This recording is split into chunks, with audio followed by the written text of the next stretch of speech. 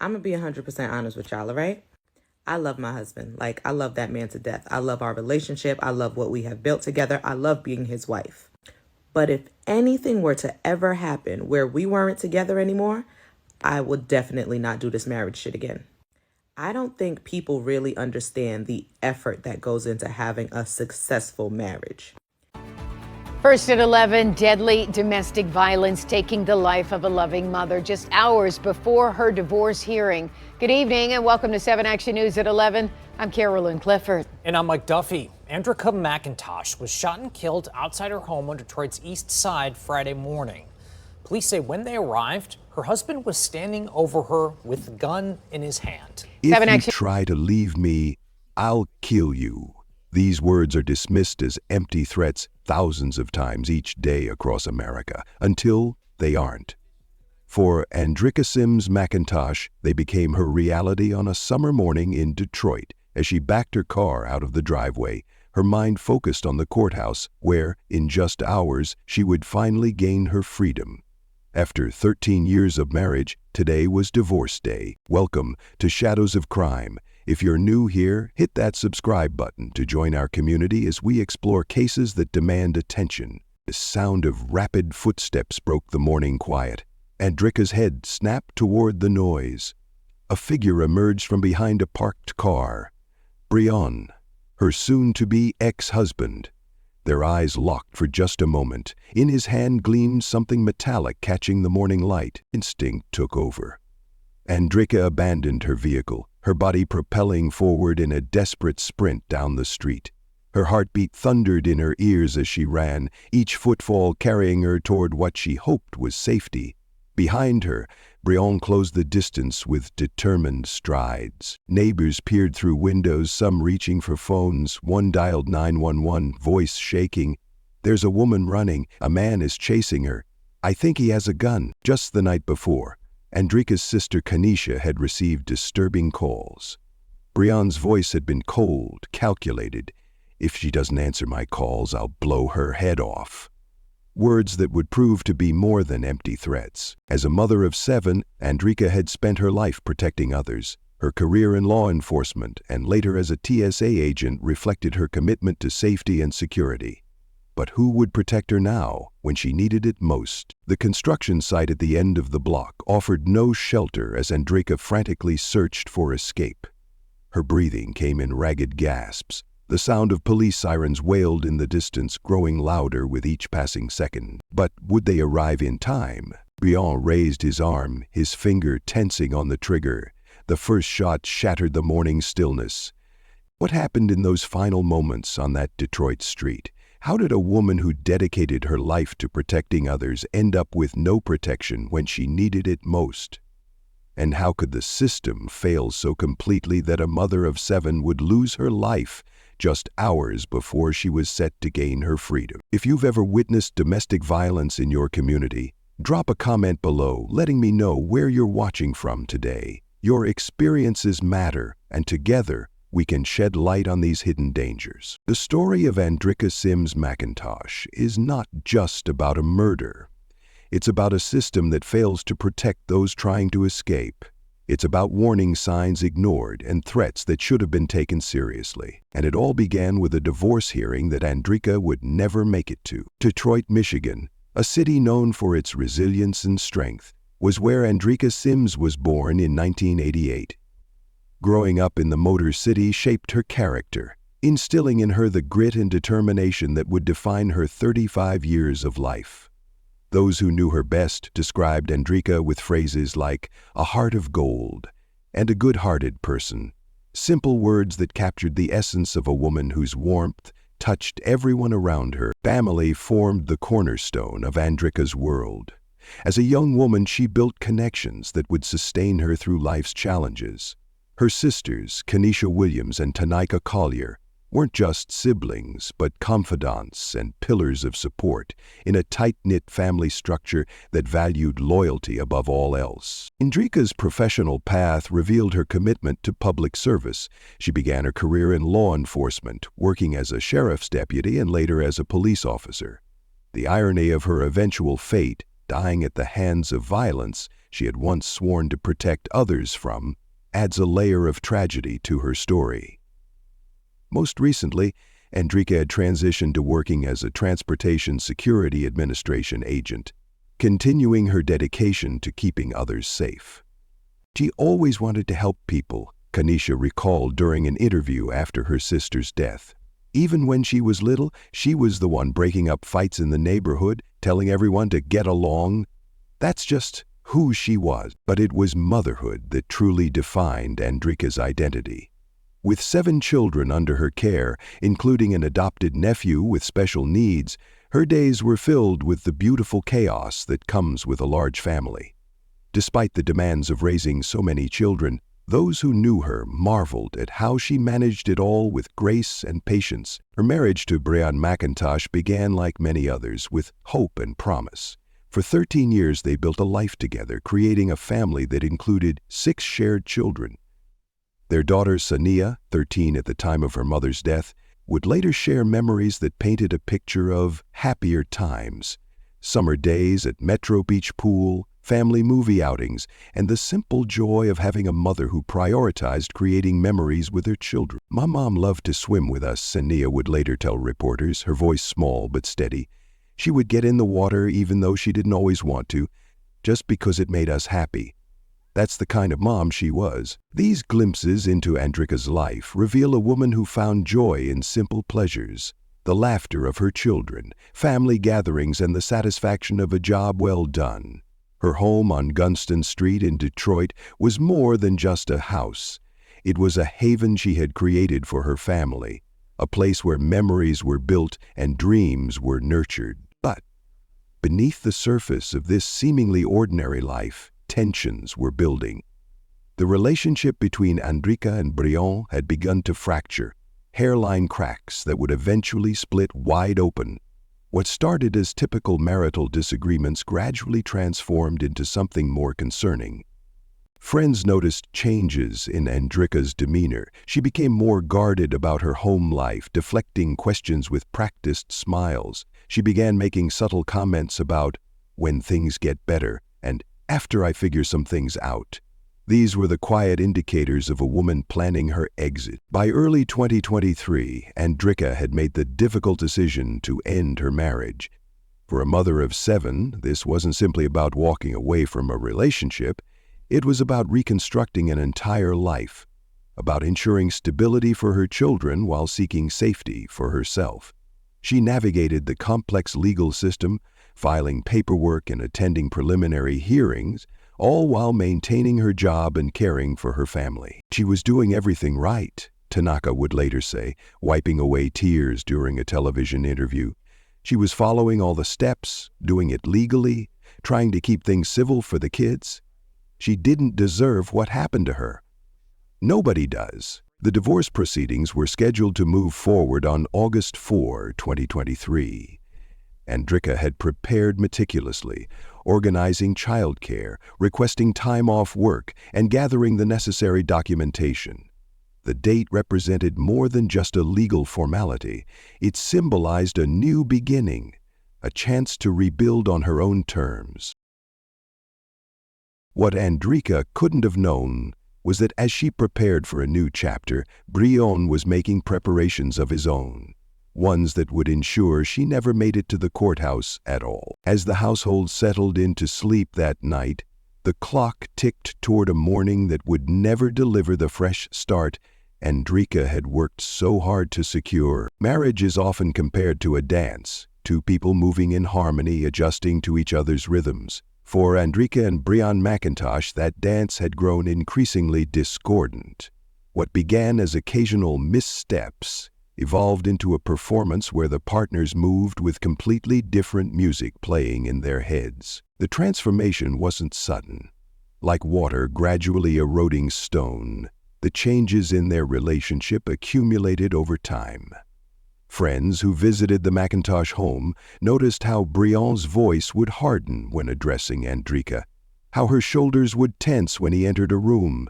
These subtle cues spoke volumes about the shifting dynamics between them. Control manifested in various ways. Brian began questioning Andricka's work schedule, expressing suspicion about her late shifts at the TSA. He monitored her spending, demanding explanations for even small purchases. When she planned outings with her sisters, he would often create last-minute reasons why she needed to stay home. For Andricka, the decision to end the marriage didn't come easily. She had invested 13 years in this relationship, built a family, created a home. Walking away meant acknowledging that some things couldn't be fixed, that sometimes love wasn't enough. It meant facing an uncertain future as a single mother of 7. By spring 2023, she had reached her breaking point. After a particularly intense argument that left the children hiding in their bedrooms, Andricka contacted a divorce attorney. The consultation was held during her lunch break at work, a precaution to ensure Brianne wouldn't discover her plans prematurely. The attorney outlined the process, explaining Michigan's divorce laws and what Andricka could expect. Child custody, division of assets, potential alimony. These complex matters would need to be negotiated. The attorney emphasized the importance of documentation, encouraging Andricka to keep records of any concerning behavior. When Andricka finally served Brianne with divorce papers in June 2023, his reaction confirmed her fears. He tore the documents to pieces, scattering them across the kitchen floor while shouting that she would never leave him. That night, Andricka slept with her bedroom door locked, her phone clutched in her hand. The following weeks brought escalating tensions. Brianne vacillated between pleading for reconciliation and making veiled threats. He would bring home flowers one day, then punch holes in walls the next. This volatility created an atmosphere of constant anxiety in the household. The children absorbed this tension like sponges. Sania, at 13, old enough to understand the gravity of the situation, took on a protective role with her younger siblings. My mom, she was a very caring person. She loved everybody. Sanaya holds on to the countless memories spent with her mom.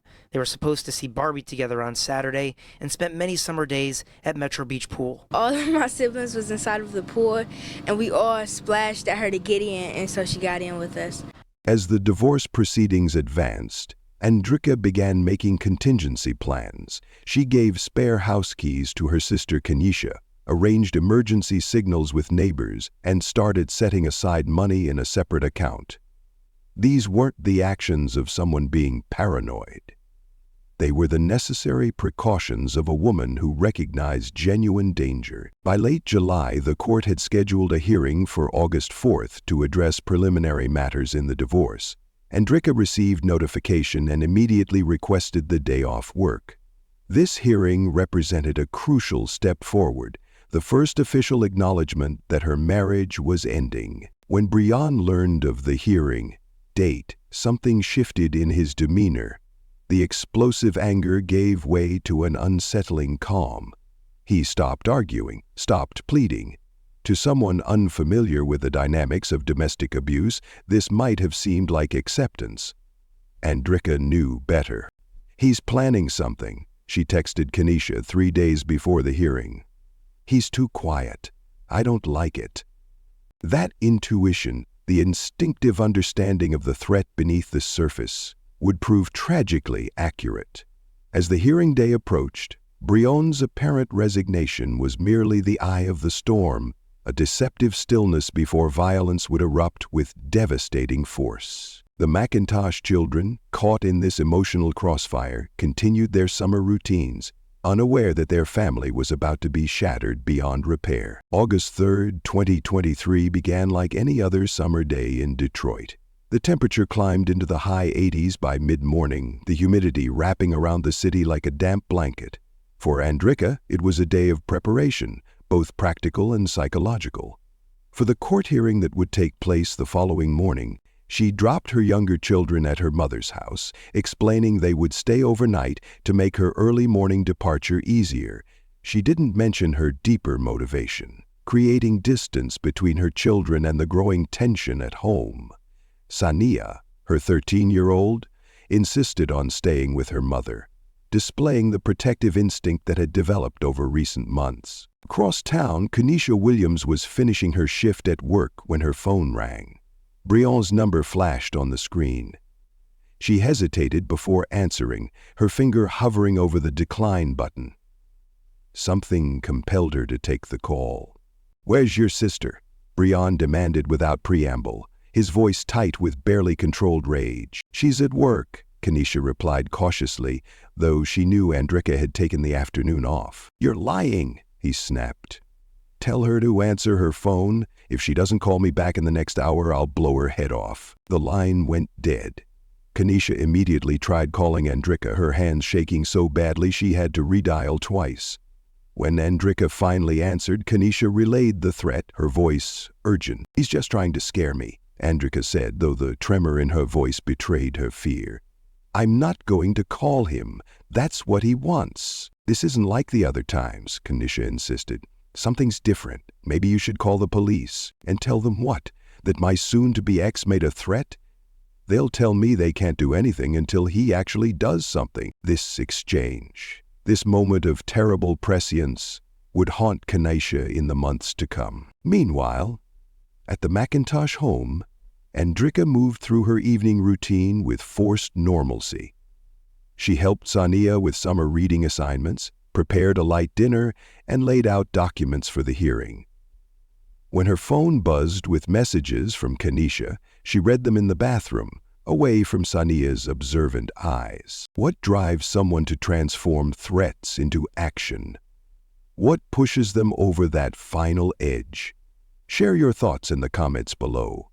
Your perspective matters in understanding these tragic events.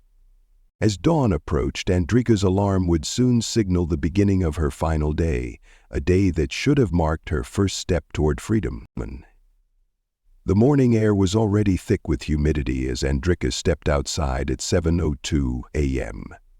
She paused on the porch, scanning the street, a habit developed over weeks of increasing vigilance. Nothing seemed out of place. No unfamiliar cars, no movement in the shadows. She walked to her car, keys gripped tightly in her hand. The folder of documents sat on the passenger seat as she started the engine. The courthouse was a 20-minute drive away. Her hearing was scheduled for 9:00 a.m., but her attorney had asked her to arrive by 8:15 to review their strategy. As Andricka backed out of the driveway, she didn't notice the figure moving between houses across the street. Her attention was focused on adjusting her rearview mirror, on the mental checklist of what she needed to accomplish today. The first indication that something was wrong came as her car reached the end of the driveway. A movement in her peripheral vision, a flash of color. Then Brian stepped directly into her path, forcing her to brake suddenly. For 3 heartbeats, they stared at each other through the windshield. His expression was unnervingly calm. In his right hand, partially concealed by his leg, was a handgun. Survival instinct took over. Andricka threw the car into park, flung open the driver's door, and ran. Not toward the house. Brion stood between her and that sanctuary, and Sania was inside. Instead, she ran down Gunston Street. Neighbors, alerted by the commotion, peered through windows. One man stepped onto his porch, assessed the situation, and immediately retreated inside to call 911. The timestamp on that call, 7:06 a.m. Andricka ran toward a construction site at the end of the block, perhaps hoping to find workers already on site, perhaps simply running on instinct. Her lungs burned, her legs felt leaden. Behind her, Brion closed the distance with each stride. At 7:08 a.m., the first police car responded to the 911 call, turning onto Gunston Street from the opposite end of the block. The officer would later report seeing a woman running, a man in pursuit but being too far away to intervene immediately. Andricka reached the construction site frantically looking for somewhere to hide, someone to help. Finding neither, she turned to face her pursuer, her hands raised in a defensive gesture. "Brian, please," witnesses heard her say. "Think about the kids." His response was not verbal. The first shot hit Andricka in the shoulder, spinning her around. The second struck her back as she fell. The third, fourth, and fifth shots were fired at close range as Brion stood over her. The responding officer, now racing toward the scene on foot, gun drawn, shouted commands that went unheeded until the magazine was empty. Only then did Brion step back, dropping the weapon as directed. At 7:11 a.m., as police secured the scene, Sania broke free from a neighbor who had rushed to restrain her. The girl's screams echoed down the street as she saw her mother's body, as the reality of what had happened crashed over her like a physical force. The divorce hearing scheduled for 9:00 a.m. would never occur. The judge would instead be notified that one party was deceased, the case closed in the most permanent way possible. And in that moment, 7 children became orphans. Their mother dead, their father headed to prison for murder. The yellow crime scene tape fluttered in the morning breeze, creating a perimeter around the area where Andricka's life had ended. Detroit Police Department officers worked methodically, photographing evidence, collecting shell casings, and interviewing witnesses. The construction workers arriving for their shift found themselves redirected, their day's labor replaced by the grim task of providing statements about what they had seen and heard. Unlike many homicide investigations that require extensive detective work, this case presented a disturbing clarity. The perpetrator had been caught at the scene, the weapon recovered, and multiple witnesses had observed the crime. The responding officers had arrived to find Breon standing over Andricka's body, gun in hand, an image that would haunt them long after. Breon McIntosh was transported to Detroit's Central Detention Facility. The booking photo captured a man who appeared oddly composed, his expression blank, his responses to intake questions mechanical and detached. He waived his right to an attorney during initial questioning, telling officers, "I did what I had to do. She wasn't taking my kids from me." This statement, this fundamental misunderstanding of both the legal system and his own actions, would become central to the prosecution's case. Andricka had not been seeking to separate Breon from his children. Court records showed she had proposed joint custody arrangements. His perception of being victimized had no basis in reality, but had nonetheless driven him to commit murder. Meanwhile, at the McIntosh home, a different kind of investigation was unfolding. Child Protective Services arrived to assess the situation and determine immediate placement for the 7 children. Sania, still in shock, clutched her younger siblings as social workers explained what would happen next. "We want to stay together," she insisted, displaying remarkable composure for a 13-year-old who had just witnessed the aftermath of her mother's murder. "Mom would want us to stay together." Kanisha and Tainaka arrived at the house simultaneously, their faces etched with grief and guilt. The recorded threats from the previous night were immediately turned over to police, becoming crucial evidence of premeditation. The sisters faced an impossible task, explaining to 7 children that their mother was never coming home. The Wayne County Prosecutor's Office moved swiftly, charging Breon McIntosh with first-degree premeditated murder and felony firearm offenses on August 6th. The charging document cited overwhelming evidence of planning and intent, noting the threatening phone calls, the surveillance of the home in pre-dawn hours, and the deliberate timing to intercept Andricka before her court appearance. As news of the murders spread through Detroit's communities, a broader conversation began about the inadequacy of protections for those attempting to leave dangerous relationships. Advocates pointed to Andricka's case as emblematic of a system that fails to take threats seriously until they escalate to violence. A GoFundMe campaign established for Andricka's children raised over $75,000 in the first week, a testament to how deeply her story resonated with people across the country. Local businesses donated school supplies, clothing, and furniture as the children transitioned to living with their aunt Kanisha, who had petitioned for emergency custody. If you're watching from a community that has experienced similar tragedies, share your thoughts on what resources or changes might have made a difference. Your insights could help others recognize warning signs before it's too late. As summer faded into fall, the McIntosh children began the impossible task of rebuilding their lives without their mother. Their grief compounded by the knowledge that their father was responsible for her absence. The murder of Andricka Sims McIntosh represents more than an isolated tragedy. It illuminates critical gaps in how society protects those attempting to leave dangerous relationships. When examined through the lens of domestic violence experts, her case reveals patterns that demand urgent attention. Statistics tell us that the most dangerous time for victims occurs during separation attempts. A woman's risk of homicide increases by 75% when she tries to leave an abusive partner. This stark reality played out on Gunston Street that August morning, transforming what should have been Andricka's path to freedom into her final moment. The timing of this murder wasn't coincidental, explained a domestic violence advocate who reviewed the case. Breon specifically chose the morning of the divorce hearing, a moment that symbolized his loss of control. This is textbook behavior from abusers who view their partners as possessions rather than people. The threatening calls to Kanya the night before represented classic pre-attack indicators. Research shows that explicit threats should never be dismissed as merely emotional outbursts. When Breon declared, "I'll blow her head off," he was telegraphing his intentions, a warning that our current systems aren't equipped to address with the urgency required. Law enforcement agencies across the country have implemented threat assessment protocols designed to identify high-risk situations before they escalate to violence.